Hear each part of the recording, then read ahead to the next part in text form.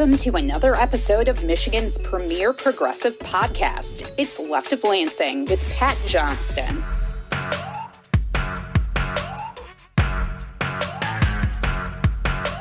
A progressive and populist insight into Michigan's political and cultural world. And of course, an entertaining show on how to make Michigan's political machine work for the people, and not just the elite few.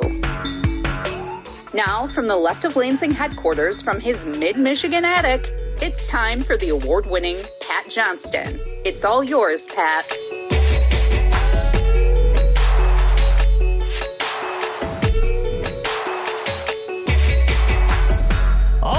Yeah! Welcome to another installment of Michigan's premier progressive podcast. I am your host, Pat Johnston, sitting here in the attic of the LOL headquarters in Gratiot County. And yes, it is the 4th of July weekend, the 250th birthday of the country. And yeah, it doesn't feel all that great now, does it? But try to make it your own. Try to make it as enjoyable as you can. For me, I always like watching the HBO miniseries called John Adams with Paul Giamatti playing John Adams. Can't believe that one's almost 20 years old now, but it is still a remarkable piece of art and history. And then I also like watching the musical from 1972 called 1776. And there, John Adams has a great voice. I always like to think that's how they debated the Declaration of Independence. Would have been more interesting. But try to make it your own if you don't really feel all that great about your country right now. But guess what? You are not alone. A PBS Marist poll this week shows that 83% of Americans believe America has strayed from the ideals the country was founded on 2.5 centuries ago.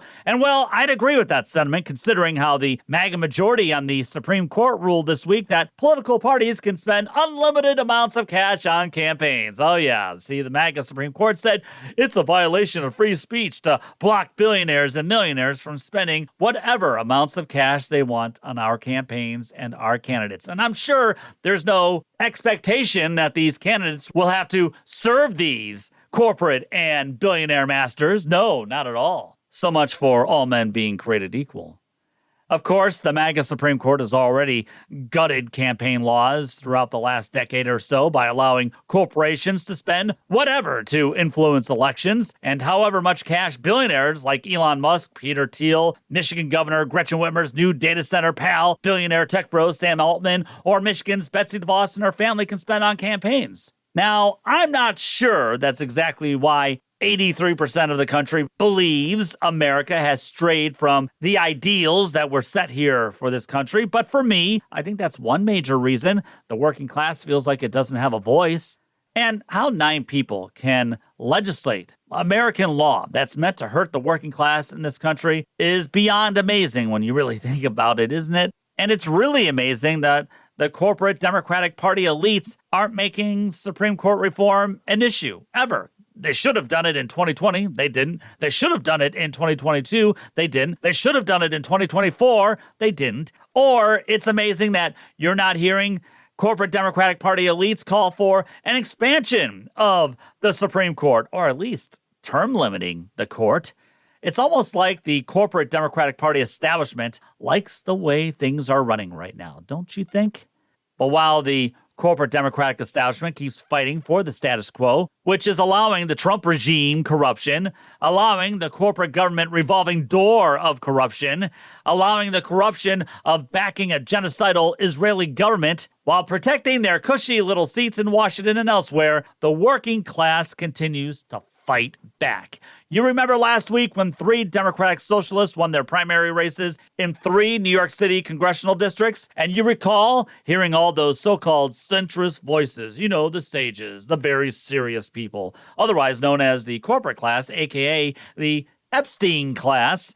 You remember all of them sounding all verklempt because working class New Yorkers decided to vote for people who would, support the working class. And do you recall hearing all those same voices declare that we must ignore these Democratic Socialists of America victories because they only happened in liberal New York City? Well, this week, another Democratic Socialist upended a 15-term Democratic congressman in New York. Oh, wait, no, not in New York. Oh, where? Oh, in Colorado. 29-year-old Malak Quiros trounced longtime Democratic member of Congress Diane DeGette. Kiros was born in Ethiopia in 1997, the same year Diane DeGette won her first election. Now, DeGette, let's be honest, was not some so-called centrist like Michigan Democratic Senator Alyssa Slotkin declares herself to be. DeGette believed in Medicare for all and for abolishing ICE. However, she voted to give more money to war criminal Bibi Netanyahu and the Israeli government. And, I'm still amazed at how not only are political elite pundits still not getting how Israel's genocide of the Palestinian people and also how Israel's and dear leaders Trump war in Iran are really the underlying issue for many working class voters. Sure, you'll see poll after poll it says that Israel and Gaza is far down the list of issues that voters are really concerned about. But it's not that black and white. Now, while the Trump regime and MAGA Republicans in D.C., like Michigan's Lisa McClain from the Thumb region, or Bill Huizenga on the west side of the state, or Jack Bergman in the UP, or Macomb County's John James, who just received a hearty endorsement of dear leaders to become Michigan's next governor, while they all voted to slash and dash working class programs like food assistance and Medicaid, they love giving billions and billions of dollars in aid to Israel's genocidal government and to also spend over $100 billion of our money so far on this stupid war on Iran. The working class is fed up. Just fed up being told that we can't strengthen our own people here. We can't strengthen our own infrastructure here while we have money for Israel and idiotic as well as illegal Middle Eastern wars fought on Israel's behalf. But when Democrats join in the MAGA Republican effort to send our taxpayer money to Israel to fund Israel's genocide and to fund Israel's wars, and then to accept loads of cash from the American-Israeli Political Action Committee, called AIPAC, to fund their campaign coffers in exchange for votes giving Israel more of my money, more of your money, and more of our money, it proves the corporate Democratic Party establishment elites can work together just fine with the Trump regime when they really need to. Oh, no, not on behalf of the working class, but on behalf of defense contractors and on behalf of Israel. The working class is seeing this game play out, and it's seeing how the corporate media plays along by parroting Israeli talking points. The working class isn't going to cower into a corner because they're accused of being anti-Semites just because they don't want to fund a corrupt and war criminal Israeli government. The working class has been told, we just don't have enough money to spend here. But we've got all this money and all of these resources in the world to pay for Israel's right-wing genocidal government. That is what the working class has been told for decades. And let me let you in just on a little secret, okay?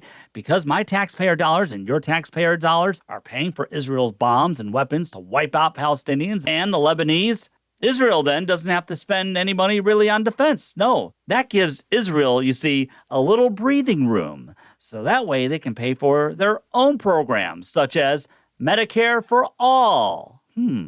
See, we can't get that here, of course, but in Israel, yeah, that's right, Israel can do it. Thanks again to your taxpayer dollars, to my taxpayer dollars, to our taxpayer dollars covering their defense costs. How's that America first? You want to know why Democratic Socialists are winning Democratic primary races? That is why. And it's just not Israel. It's a corporate Democratic Party establishment that has for years told us that we just can't do big things like Medicare for all, holding the Trump regime accountable for January 6th, or holding the George W. Bush administration accountable for war crimes. We're always told that we've got to do things incrementally. More than 4 million Americans so far have lost food assistance over the past year, and that number will soon rise when the Trump regime's and MAGA Republicans' big beautiful bill, or the MAGA murder budget, begins requiring states to impose draconian and wasted work requirements on those needing food assistance. You see, it's always funny to me. It's always funny to me when MAGA Republicans pass that MAGA murder budget because, you see, it was only 6 months after dear leader Trump got back into the White House. I mean, they claimed that the Biden economy wiped out the working class, meaning that many in the same working class that had been wiped out needed help, all right? They needed help. I mean, that's what it seemed to me, right? Yet, despite a supposedly awful Biden economy that had decimated the working class so much that it was going to take dear leader Trump years to fix, MAGA Republicans and, dear leader Trump said, working class Americans had to go through a process proving they were working in order to receive food assistance. Now, if the Biden economy was just so awful for the working class, which needed assistance, why then did MAGA Republicans in Congress further punish the struggling working class with these draconian work requirements? Hey, Lisa McClain, John James, Jack Bergman, or Bill Huizenga, where are you? Anyone want to, square that circle for me or bottle that edge for me? The working class in this country has been given a raw deal, and the American dream is bye-bye. As one 24-year-old from that NPR mayor survey showing, that 83% of this country believes that we've lost our way, this is a quote from this 24-year-old from Texas, and it's right on here. They said, "It's embarrassing that the U.S. has poor infrastructure and, unlike many other developed nations, does not offer universal health care. We are currently sending," she says, "more money to different countries such as Israel rather than investing in our own citizens. We all struggle with bills, but being worried about where your next meal is coming from is just ridiculous." You want to know why Democratic Socialists are winning across the country and why Democratic Socialism is becoming more and more popular with the working class? Well, there's your answer right there.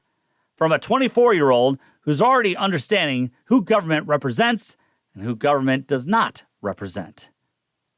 leftoflansing@gmail.com. Visit the show on Patreon, where you can get all of the episodes plus some bonus materials, all for free. And you can also donate to the show if you wish from there. Follow Left of Lansing on YouTube. And I have to tell you, I'm not decided yet, but I'm really thinking I might do a little Left of Lansing live on YouTube on the night of the Michigan primary, which is, believe it or not, just about a month away. So I'll come down with that decision probably here in a few weeks. It's something I'm thinking about, and I would like to do it for you. So stay tuned for that. Polls continue to show progressive Dr. Abdul al-Sayed and his insurgent campaign continues to lead in the polls over the corporate establishment pick and Miss APAC Congresswoman Haley Stevens and also Democratic State Senator Mallory McMorrow in the Michigan Democratic Senate primary race. And he just keeps raking in all kinds of endorsements, including from the UAW, for instance. Still waiting, though, to see some other polls, maybe from Epic MRA, and some other highly reputable polls here in Michigan. We haven't really gotten many, I'd say, in the last, month or so. So I'm looking forward to that. Now, Michigan-based writer Tom Perkins, he had an awesome story that he wrote for Mondoweiss this week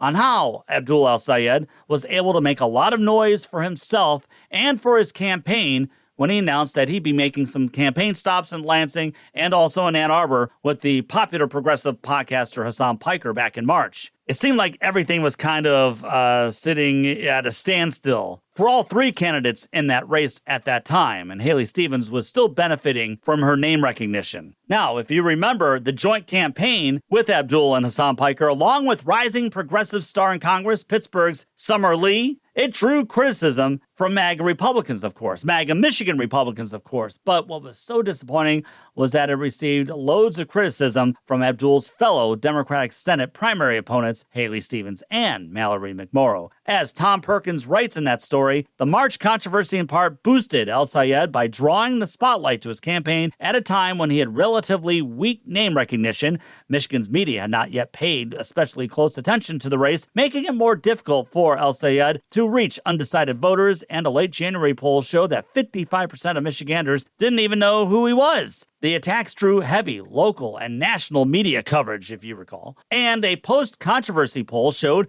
a 13% jump in Abdul al-Sayed's name recognition. Simultaneously, he surged ahead of McMorrow and Stevens to become the frontrunner. The data suggests that many of those who were undecided moved to al-Sayed after learning more about him during the controversy. And Mr. Perkins reminds us, importantly, the controversy also cemented al-Sayed's position as the race's anti-establishment candidate. Through March, Mallory McMorrow attempted to position herself as the race's changed candidate.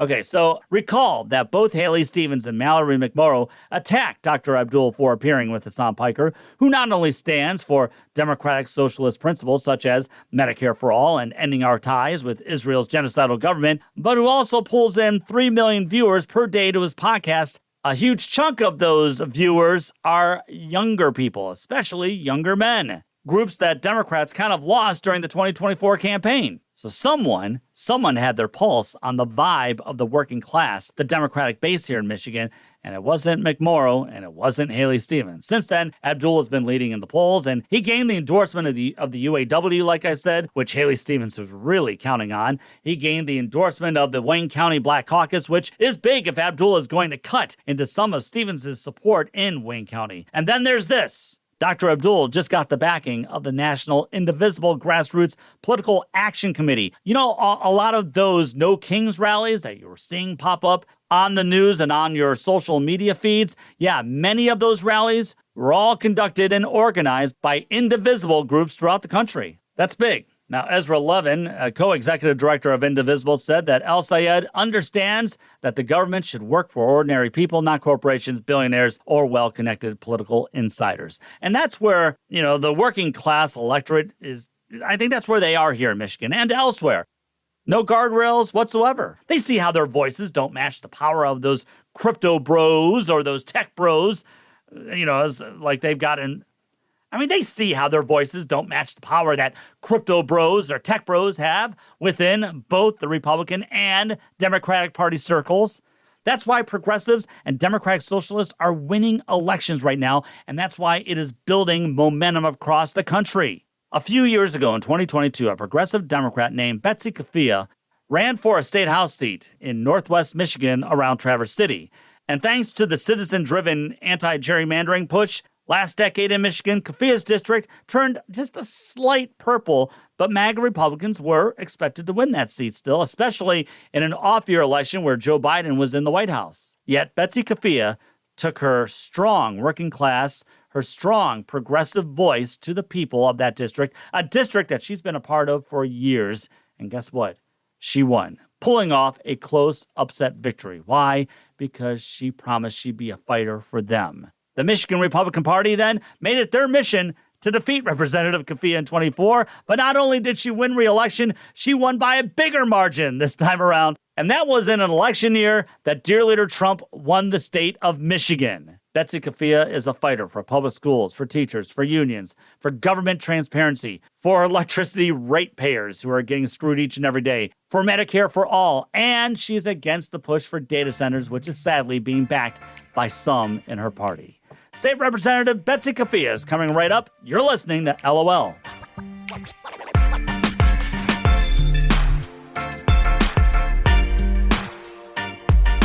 Helping push a strong progressive message from Kalkaska to Kalamazoo, from Monroe to Marquette, from Detroit to DeWitt, from Trenton to Traverse City. Okay, Pat, I think they get the idea. It's Left of Lansing with Pat Johnston. Show archives are available wherever you're listening to the show. Left of Lansing is now on Patreon. You can check out a complete archive of the show and other stellar content Pat doesn't share on the show. Visit patreon.com/Left of Lansing. Become a member for free. And check out Left of Lansing on YouTube as well. Now, here's Pat Johnston.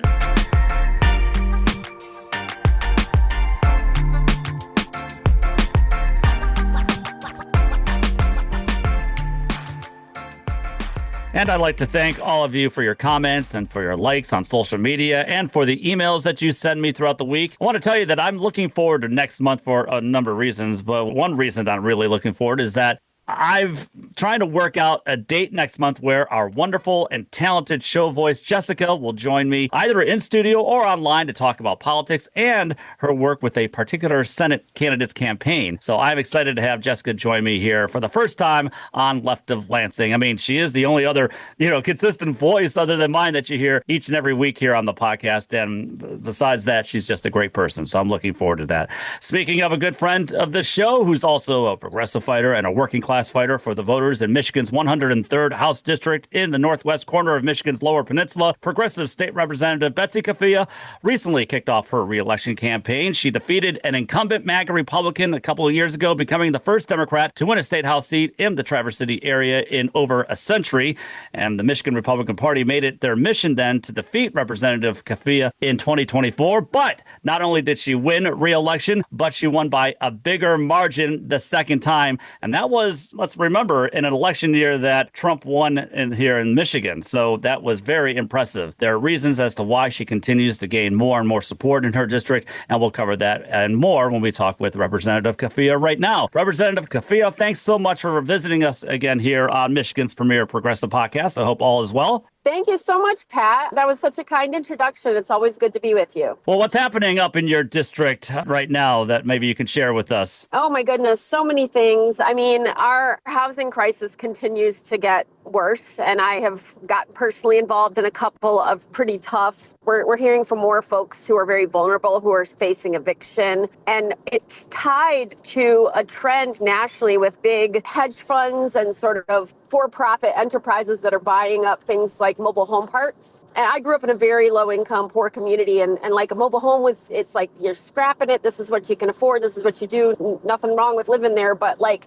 if you can't afford a mobile home in my community, what can you afford? And what I'm seeing is our mobile home parks are being bought up by these private equity firms who are squeezing the residents, many of whom I've knocked these doors, Pat. It's a lot of lower income. It's like our grandmothers, right? A lot of women who took care of their husbands and their children like society told them to. And so they have very small Social Security because they didn't do a lot of paid labor in their life, but a ton of labor that is very valuable. And now they're in their 70s and 80s. They've lived quietly with dignity in these communities for a long time. And I cried in my car so many times in 2024 knocking in my mobile home parks because they're terrified. What we are seeing is these private equity firms are buying up the mobile home parks for pretty cheap. And then you have a kind of a captive audience because zoning usually doesn't let you move your mobile home out if you can't afford the lot rent anymore. So they're squeezing people with up and up and up. Like lot rent in one of my larger mobile home parks, which is an entire voting precinct,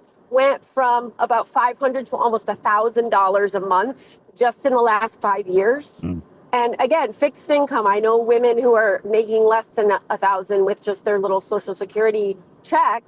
So it's people with disabilities. I've been trying to help a woman in a wheelchair in a low-income apartment complex who's being pushed out by a corporate landlord it's a mess. And frankly, that's really on my heart pretty heavily because if we can't make sure that our neighbors can live with dignity, especially our grandmothers and our disabled, what does that say about us? So frankly, that's probably on my mind and there's lots of other things, but that's a big one. You know, it seems like that is really an issue as we get into northern Michigan. Last week, I talked with a state Senate candidate in the Upper Peninsula, Kelly Van Ginhoven, and she was expressing some similar things that you were just talking about in her hometown of Escanaba. And that's why housing is a major issue that she's talking about. It just sounds like that people are just getting priced out of their hometowns.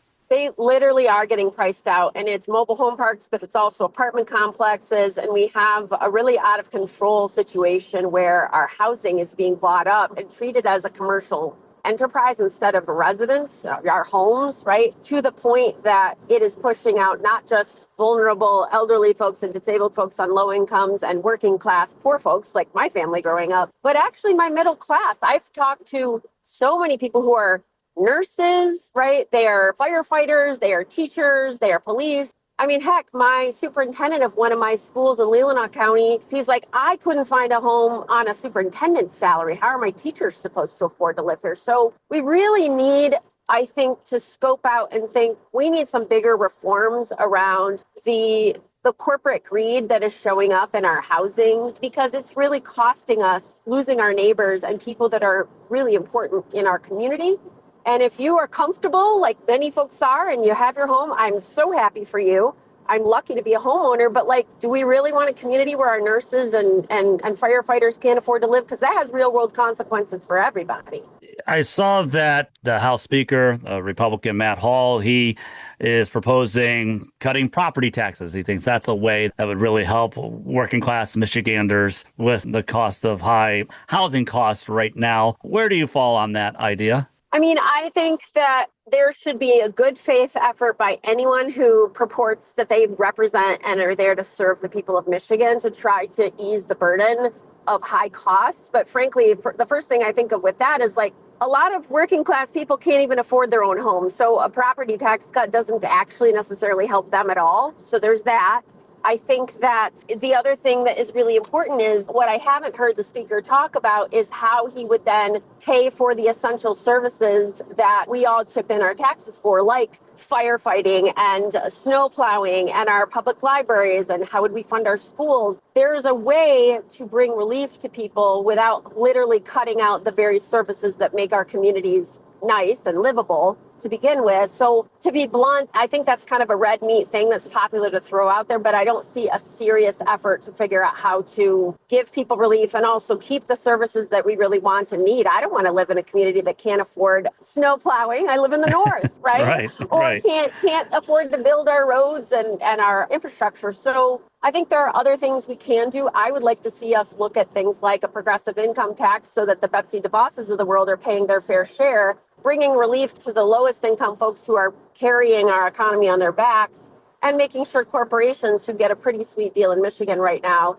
and the ultra wealthy like the DeVosses are actually paying their fair share and then investing that back into building what we need in our communities. You know, I'm Gen X, so I guess that just means I'm always cynical at times. But it also seems like to me that when I hear property tax cut, I think that there's maybe this ulterior motive to cut essential spending on services such as plowing, like you just said. I don't know. Am I wrong for thinking that way? I mean, look, I'm a late Gen Xer. I'm right on the edge. I was born in 77, so an Xennial or whatever you want to call us. And I've seen enough to empathize with the cynicism. And I also know, Pat, that our future is very much in the balance right now. I feel like the decisions being made at the federal level have a huge negative ripple effect, whether it's wars that are driving up gas prices while killing other people's children, right? Whether it is spending all of our resources on these vanity projects like a cage match while my people are being pushed out of their homes and can't afford food.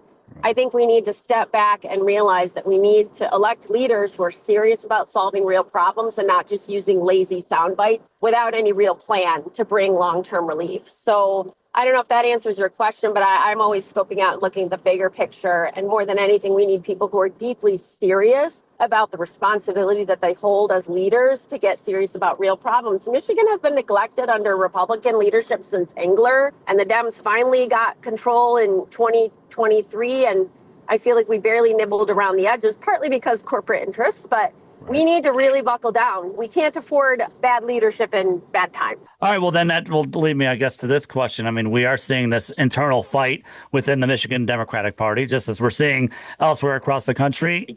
And you've always ran representative as a progressive. I mean, I think you had Bernie Sanders support way back when you got into politics like a decade ago or something like that. I did, 2016. I was proud to have his endorsement. So I guess then after the 2024 election, could you foresee the internal fight that we're seeing happening within the Democratic Party, both on the state and the national scale? Is this the fight that the party really had to have? I don't know. I'm going to say that we need to decide who we want to be as a country. We need to decide if we're the kind of country where we make sure that none of our neighbors go without things like health care, housing with dignity, that sort of thing, that we are standing up to corporate interests. And I think that fight was going to need to be had because the corporate class has been building out a strategy for decades now, starting with the Powell memo back when I was a kid or maybe even before I was born, where they didn't like all the progressive, they didn't like Social Security. They didn't like all these workers' rights. They didn't like environmental protections. They didn't like the advancements that were being made.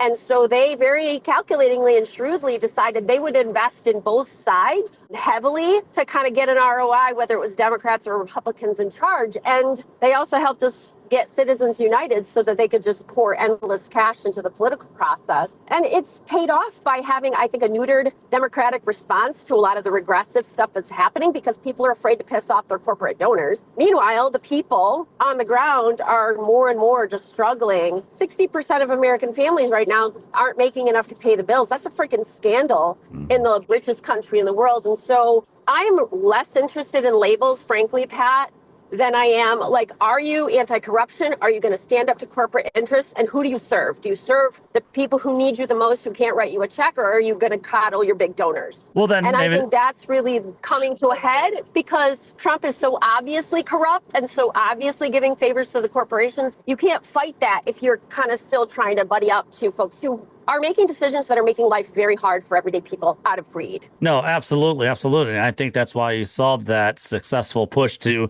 at least get some corporate money out of Lansing politics. And we might be making that huge first step here with the Michiganders for Money Out of Politics ballot initiative. Just to remind everyone, organizers recently submitted, I think, somewhere around like 560,000 signatures, right? Somewhere around that number. Yeah, it was over 560,000, more than 500,000. And that was really impressive. I made a deliberate point when I decided to run for a third term that I would tell the full truth of what I have seen and witnessed in my time in politics and how corrosive the big money interests in Lansing and in generally in politics is impacting Democrats and Republicans alike. And so it was really important to me to support Mop Up Michigan, the ballot initiative. My team and I helped collect signatures, and I'm so proud of the people of Michigan for, I consider it staging an intervention, right? You can't have nice things if corruption is riddling public. And I know how important it is for us to draw a clear line and actually stand up to corruption and corporate greed and overreach when it's hurting our people. So I'm really impressed and proud of the people of Michigan for doing the incredible work to collect over 500,000 signatures. And they're sweating it in Lansing. I've heard that these big moneyed interests are quite worried and they're lawyering up. They're going to try to keep it off the ballot. And I think that is a tell for how significant it would be to pass a ballot initiative that prevents government contractors and some of the biggest corporate players like our utilities, DTE, consumers, Blue Cross, from being able to give money to the very people who should be holding them accountable, like the governor, the attorney general, legislators, right? There just should never be that kind of influence, and it is very prevalent at the moment. You were talking about how you really don't like putting labels on things, and you just kind of like looking at things maybe on how to help the working class. When you see a petition like this draw in over 500,000 signatures, that tells me, I would have to think, that this is not a left or right issue. This is the working class here in the state saying, you know what, we're feeling left out, we feel unheard, and we are the ones who have to actually do something, because a bill like this ballot initiative language, this would never pass in Lansing anytime soon, right? We have tried those kinds of things. To your point, we introduced all sorts of ethics and campaign finance reform and accountability, anti-corruption bills. And even with the Democrats in trifecta, they were squashed. So, yeah, I think that people are picking up, unfortunately, the corroded political culture. And you're right. I had Democrats, Republicans, independents. No matter who you talk to out in the real world, outside the Lansing bubble, people don't want their political leaders to be influenced by corporate lobbyists and big checks instead of focusing on who they're there to work for, which is the working class, the middle class, right? Yep. There gets to be a real disconnect when that money gets in the middle. It clouds people's clarity and kind of moral compass in my experience. Representative, when did you realize how much power certain corporate donors had in Lansing? I mean, did you know that before you arrived in Lansing, or was it real soon after? I mean, look, if you go all the way back in the Wayback Machine and you Google young Betsy Coffia at 34 years old, when I ran the very first time in 2012, I made a video about how I was really worried that big money had really poisoned our political process on both sides of the aisle, and I would never take corporate money because of that. So I could see it then, but I have now watched it up close. Look, we had huge utility outages. We have some of the worst service in the whole Midwest with some of the highest prices. And DTE has so much power that we weren't allowed to advance any of the utility accountability legislation that is wildly popular in the real world, even as the Democratic trifecta came in and had outage after outage in the dead of winter. That's got to tell you something. I have a colleague who worked for 2 straight years on some critical mental health reforms that would actually require big insurance companies to cover mental health, inpatient care, things like that. And I watched her, she's very diplomatic, much more than me, and bent over backwards to try to get it where it could pass. She told me that Blue Cross was able to kill it at the last minute. She thought she had the votes and it never was allowed to vote. So that power to kill something without nobody ever having to go on the record to vote against it, that is something we have got to reckon with. And I watched it before my eyes, and I just think we cannot afford that kind of bullshit. Forgive me, but life and death, situations with mental health care. So yeah, it's a problem. It's a real problem. All right. So you chose not to attend this year's Mackinac Policy Conference this year. Am I correct? Yeah, that's right. Why so? It's not my scene. It's mostly people who are already very powerful and already have most of what they need, talking to their lawmakers on an island. And the asking price is what, like $7,000 a ticket, and it's on an island. So to me, the idea that this is where the best and brightest ideas for how to serve a state of 10 million people, when the vast, vast majority of those constituents could never afford to be a part of the conversation, is already kind of sideways. I'm a blue collar kid. I see through bullshit. Let's just put it that way. And that's a lot of bullshit. Preach it. And I agree with you completely. Is some of this is stemming, I'm supposing that you just have not been able to get a lot of your government transparency bills passed, that they've been shoved aside, as you've already mentioned. And that also includes when Democrats still had the trifecta. Can you talk about your transparency bills and why you think it is so important to get those passed here in Michigan? Yeah, I mean, our transparency bills, we worked with the current Attorney General, Dana Nessel, and her team, who have been incredible partners. We worked with current Secretary of State Jocelyn Benson and her team because, AG Nessel has the enforcement part and Secretary of State Benson has the oversight part with campaign finances, right? We worked with them for 9 months to build a really strong, ethics and transparency package. And it was sort of stunning how mediocre the response was in Lansing. And I don't blame my colleagues particularly for being hesitant. It's a culture thing. The culture has become so kind of degraded that it's normal to allow things like lobbyists to buy fancy meals for you and take you wine and dine you and get you box tickets to games. And somebody was offered Taylor Swift tickets, which nobody could get. Just access to us, access to our staff who have a lot of influence over us, access to department heads. So it was addressing some of that and putting some guardrails around that. And then transparency around all these C4 dark money account, like with the Lee Chatfield situation. There's all this money going in from who knows who, because they don't have to disclose, and little transparency on how it's being spent. It has a real corrosive effect on the quality of lawmaking that is occurring and who gets the focus. So our bills really were trying to get at that. They didn't go even as far as I would have liked, and even that wasn't really given the airtime that it needed. And that was just an indicator to me that we needed an intervention, which is where I'm excited about the ballot initiative. Absolutely. Do you wish Governor Whitmer would have been a stronger advocate for transparency reform? Yeah. She ran on it when she ran in 2018, and I have been, and this is no secret, I've been deeply disappointed in the lack of, she swings a big stick. I have seen what it looks like when she puts, look at data centers. She's put her thumb all the way on the scale for data centers, and she helps make things happen when she thinks they're important. So including even with the Speaker Hall, like their relationship. So I feel like I would like to see her maybe as her big farewell gift to the state of Michigan is to help push these through. And I have been disappointed that it has not been more of a priority. She did run on it. Yeah, she did. And yeah, thanks for reminding everybody about that. One last question while I still have you here, Representative. I know that you are a big advocate for Medicare for all in Michigan. I know that you were in a town hall in Traverse City last December with your colleague, State Representative Carrie Reingans, has been pushing the MyCare healthcare for all. Something that I think when you look at the polls, it seems like it is always popular, but yet it doesn't pass. And I'm wondering if we can really get to that point where we could have some kind of a Medicare for all law here in Michigan, at least, since big money interests have spent years really in convincing working class voters that healthcare really is a luxury. What are your ideas? Yeah, that's wild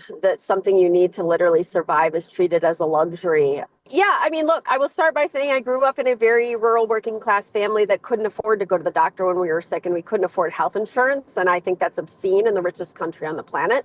And it hasn't gotten better. In many ways, too many families are still going without care. And it's not because sometimes they don't have health insurance. It's that these insurance companies have been allowed to jack the premiums so high and the deductibles that it's essentially just a catastrophic plan. I talked to a young middle class family who said that the parents, after what the feds did with the One Big Beautiful Bill, which is getting rid of the Obamacare subsidies, they are now rationing care such that neither of them have insurance now, and just so that they can make sure their kids are covered. And they're like, we're white knuckling it that neither one of us with our health concerns that it gets any worse because we're our kid's primary caregiver. And that's one story of many. I get texts regularly from doctors in my region, young doctors who we want to keep, who are so distraught already at how they're having to fight insurance companies for things like covering a child's asthma inhaler that they need to survive, or having patients refuse cancer treatment. So I guess my thing is, I think that the question needs to be reframed of why not? If every other developed country on the planet, including ones with far less money than the United States, has figured out a way to make sure that every one of their people actually gets healthcare with dignity, why the hell not? Let's name what the barriers are and let's figure out how to knock them down. Because again, I'll go back to, what does it say about who we are as a country and as neighbors if we're going to look the other way while insurance companies rake in record profits, give lots of money to politicians, and my 72-year-old mother, who's still cleaning houses for a living, I'm worried about her losing her Medicaid. Like, what are we doing here? State Representative Betsy Coffia of Michigan's 103rd House District. I kept you longer than I promised, so thanks so much for giving us some more of your valuable time here. Oh, and if people would like to learn more about you and your campaign, how can they do so? They can go to my campaign website, betsycoffia.com, or my socials. I would recommend, too, we try to be pretty robust on the state side as well and do regular e-newsletters and monthly public office hours. So I always welcome folks to come and engage with us on my official side. And I am just really hoping that as we chart a path forward, Pat, that we have people with clear anti-corruption, stand up to corporate interests, fight for your people. That is how we're going to get through this very difficult period as a country. We can't really afford anything less. Well, I think I can speak for a lot of people here in Michigan that we're thankful for your voice and common sense in Lansing. So thanks again for talking with us again. I appreciate it. Thank you. Absolutely. It's always a pleasure. Take care, Pat.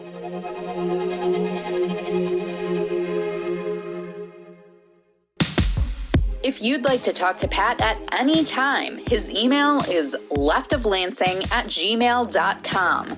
Need to vent about the Trump regime? That's leftoflansing@gmail.com. Need to complain about stupidity in Lansing and in Washington, D.C.?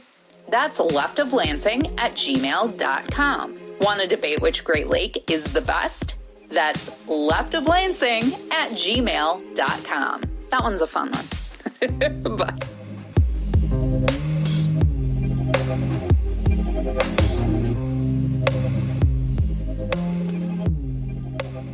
Special thanks to Representative Betsy Coffia for talking with us again here this week. I'd like to add an addendum to our talk as part of this week's last call. But first, the LOL web poll. Thanks for your votes last week, as socialism is preferred over capitalism by all of you. I'm a Democratic Socialist, and I have been for most of my life, despite not really calling myself that.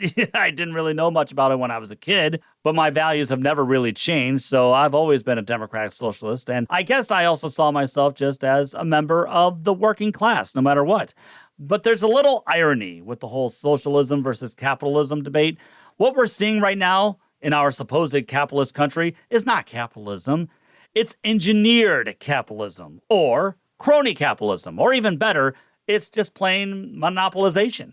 Our government backs certain companies and backs certain industries at the expense of others. It's always picking winners and losers, and that engineers or rigs the game for certain elite companies and the politicians that they bribe. That's not capitalism, everybody. There's this idea that we're living under capitalism. No, it's not. Real capitalism doesn't require crony capitalism, and maybe in some strange way, we need more socialism in order to save capitalism. Now, this week's LOL web poll: is Democratic socialism on the rise, or do you see it losing steam here soon? Yes, it is on the rise. No, it will lose steam soon. Vote on Left of Lansing's Twitter page or YouTube page, or on our Patreon page. That's patreon.com/leftoflansing. Time now for the Left of Lansing last call. So during my talk there with Representative Coffia, I noticed that she was saying the following phrase a few times. She would say, the real world. It doesn't take a genius to understand why people like Betsy Coffia are able to win elections. She knows what needs to be done to help the working class, and she's tired of being told that things can't be done. Now, here's a video that's on YouTube from November 3rd of 2016, where Vermont Senator Bernie Sanders visited Grand Traverse County as he was stumping for Hillary Clinton and for Democrats. And Bernie introduced Betsy Coffia, who is running for a state representative seat in 2016 and lost. But of course, as we see today, she kept fighting until she did win a seat to represent the people of that area. And it should be noted that Hillary Clinton lost to Donald Trump days later, just as she lost to Bernie Sanders here in Michigan. Working-class Michiganders wanted somebody who was going to fight for them. Unfortunately, they chose somebody who was only going to fight for himself and for those in the Epstein class, which, of course, Hillary Clinton's husband was kind of a part of. But I'd just like to quickly play this clip for you because there's something Representative Coffia says in this clip with Bernie Sanders back in 2016 that is completely true. Listen. This is Betsy Coffia. I thought you already know her. So she's going to stay here. With your help, she's going to become the next member of the state legislature from this district. Yes, oh my goodness. How much do we love Bernie Sanders? He and I were talking on our quick walk out here, and we talked about wishing we had more time and to get the word out before the Democratic primary. But you know what? This man right here started a fire. He started a fire in so many people. All of you standing here, and in me. He and you are the reason that I stepped up to run again, and it is time. It is time to elect a progressive to represent Grand Traverse County and become one of the first Bernie-crats in the state legislature. In March, I saw you all. I saw the progressive muscle that you have. You brought out the second highest percentage turnout in the entire state of Michigan, 65% of the vote for this man and for each one of us. It is time to do that again next Tuesday. Up and down the ballot, it is incredibly important that we get out the vote for the children in this room and the children yet unborn. It is our future at stake, and it is time for us to all step up and do the work and then make sure that we help this man advance the most progressive platform in the history of the modern Democratic Party. It's not a piece of paper. It is a living document, and it's our responsibility to make sure that we have Bernie's back so that that happens at the national level. Thank you. You can hear the fight and progressive leadership qualities from Betsy Coffia right there in 2016, can't you? It's so easy to hear. She hasn't changed, and that's awesome. But Betsy Coffia was so right back then that despite his loss in 2016, and of course what would happen in 2020, Bernie Sanders did start the progressive fire in so many people way back in 2016. And that fire is now spreading in state legislature races, in local races, like in Detroit City Council, where 2 Democratic Socialists are now there. It's spreading in Congress and, let's hope, in the Senate. The corporate Democratic Party establishment elites failed in 2016. They failed to see what Bernie Sanders' campaign was feeling, a working class resentment.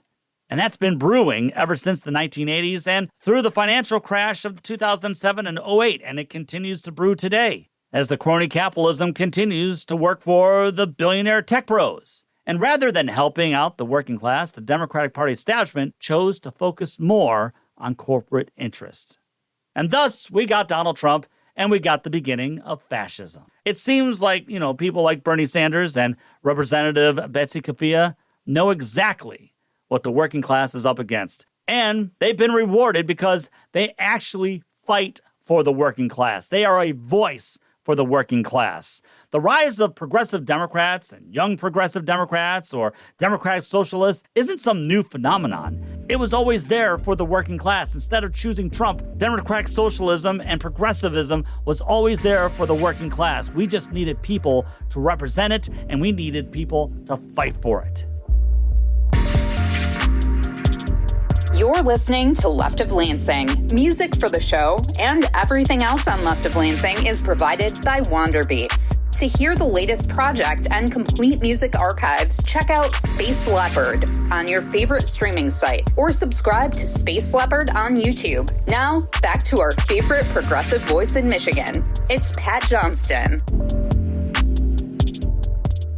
That's going to do it for this edition of the Left of Lansing. Special thanks again to State Representative Betsy Coffia for being on the show this week and sharing her progressive passion with all of us on here. Can't wait to have her back on the show here again soon. I'm hoping to have a progressive candidate for Congress join the show here next week, but I don't really want to announce it until, it's really in the books. So I don't want to say anything just yet. And I'm also hoping to have some other candidates on this month who are rocking the working class vote with a strong working class message and campaign, including someone from my neck of the woods up here in Gratiot County. And of course, like I said, the show voice, Jessica, will join me sometime here in July as well. Everyone, please have a safe 4th of July holiday, and please be mindful of those of us with pets. I get it. It's the 4th of July. We love blowing up things here in America. But once it gets to midnight, America wants calm pets and sleep. As Apollo Creed said, be a thinker, not a stinker. Until next time, remember, take the battle to them. Thank you, Michigan. You've been listening to Left of Lansing with Pat Johnston. Left of Lansing was produced by Pat Johnston, brainstormed by Pat Johnston, researched by Pat Johnston, written by Pat Johnston, edited by Pat Johnston, and yes, hosted by Pat Johnston. Technical assistance by Dr. Heather. Thanks to our good friend Rich for website assistance, and thanks to our good friend Kirsten for the awesome podcast logo. We thank Audio Boom for publishing the podcast every week. Visit leftoflansing.com for more news and information. Thanks again for listening to Michigan's premier progressive podcast, and we'll talk with you again next week.